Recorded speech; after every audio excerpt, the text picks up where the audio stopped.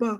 Il y a des gens qui pensent que l'autre sait et il a été blessé, mais garde son silence. L'autre est supposé savoir et c'est la grève de silence. On ne comprend pas ce qui se passe. Non, il faut s'ouvrir, il faut dialoguer. Et dans un mariage, c'est cela, le respect de l'homme, du monsieur. Et vous ne pouvez pas imaginer les pièges que l'ennemi peut tendre. Priez pour votre mari, priez pour votre épouse, intercédez l'un pour l'autre, pour vos enfants. Tenez-vous dans la prière. Ayez des moments de prière pour vous protéger dans le sang de Jésus. Comme on dit au Cameroun, au continent, le dehors est mauvais. Vous êtes là tranquille, mais quelqu'un vise votre femme, vise vos enfants, il n'est pas content. Est-ce que vous soyez ensemble? Ça peut être même ton ami, hein. Apparemment ton ami, mais qui vise le mal. Et il y a une autre question, c'est Maman Yolande qui a posé sur Facebook, qui dit elle n'arrive pas à aimer le prochain en général. Aimer, Maman Yolande, n'est pas avoir éprouvé des sentiments. Ça, beaucoup de gens ont eu ce problème-là. Je suis dans une église, je suis dans un lieu de service où il y a 2000 personnes, où il y a 1000 personnes. Comment est-ce que je peux aimer tout le monde de la même manière? Non. Ça ne veut pas dire que vous devez vous sentir à l'aise, avoir des affinités forcément avec tout le monde. C'est pas ce que ça veut dire.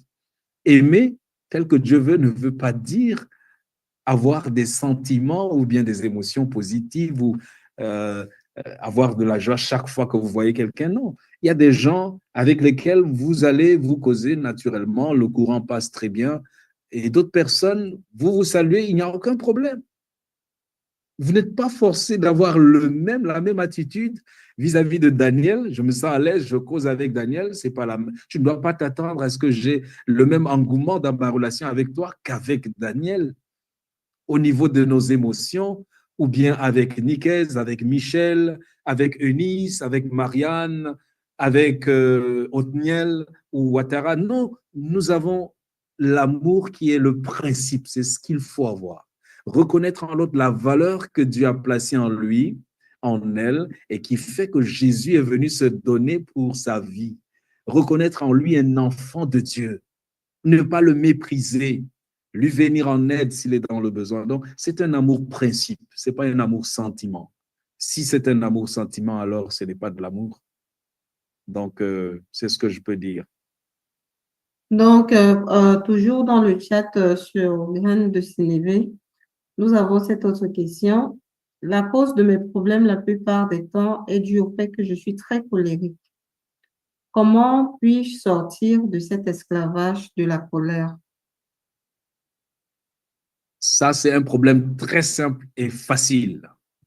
Le problème pour vaincre la colère, c'est le même problème pour vaincre le péché. Chaque fois que vous avez pris la résolution de ne pas commettre un péché, vous l'avez commis doublement même.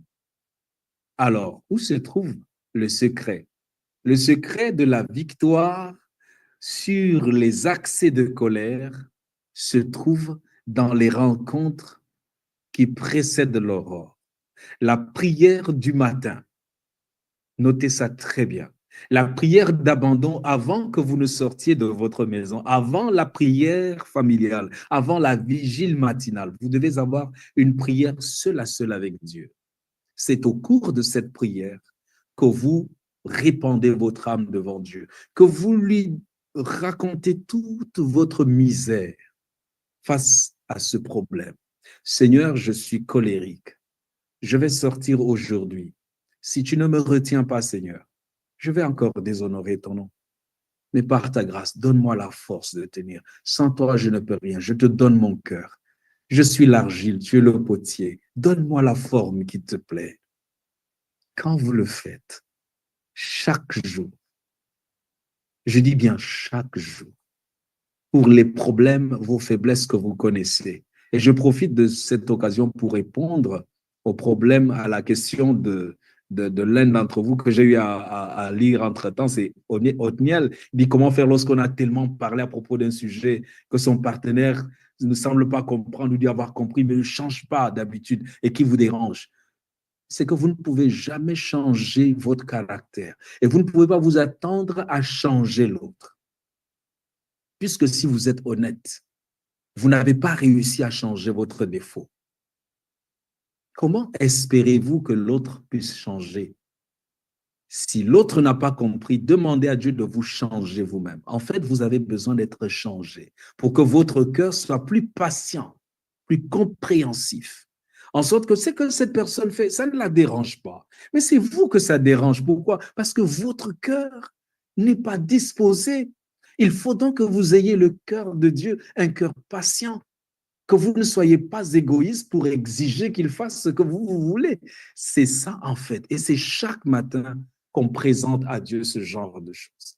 Seigneur, donne-moi la grâce de supporter ce que l'autre, si jamais ça se répète, je ne veux pas la regarder ou le regarder de la même manière que je faisais par le passé. Je veux un nouveau regard. Vous allez voir, ça va changer. Je parle de ça par expérience. J'en parle par expérience. Vous ne pouvez pas changer l'autre, puisque vous ne pouvez pas vous changer vous-même. Soyons honnêtes, c'est pas vrai. Vous ne pouvez pas. On a nos faiblesses qu'on a essayé de vaincre, on s'est battu, mais il n'y a que la grâce de Dieu qui un jour nous a débarrassés de ses défauts. Et c'est sur cette grâce que nous comptons pour que l'autre soit débarrassé. Voilà un peu la réponse que je peux donner. Amen. Je suppose que c'est presque la même réponse pour cette question de Colette. Comment puis-je pardonner à une femme et son fils qui veulent détruire ma vie par toutes sortes de sorcelleries? Elles me détestent sans raison. Malgré mon déménagement, ils continuent à me poursuivre. Oh, ça, j'aime ce schéma, c'est fantastique. Vous savez, je l'ai dit au départ, si vous aimez, les sorciers même ne peuvent rien vous faire. Le diable en personne ne peut rien vous faire.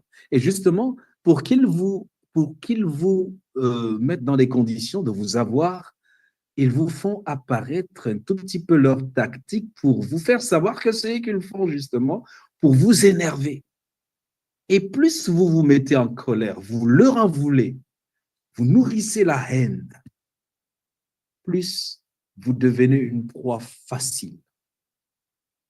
Je vous assure, quand vous bénissez vos ennemis, oh, quand vous priez pour ceux qui vous persécutent, des gens qui racontent, qui vous diffament, qui mentent contre vous, qui vous font des fausses accusations, qui veulent détruire votre renommée. C'est difficile, hein, ce que je vous dis.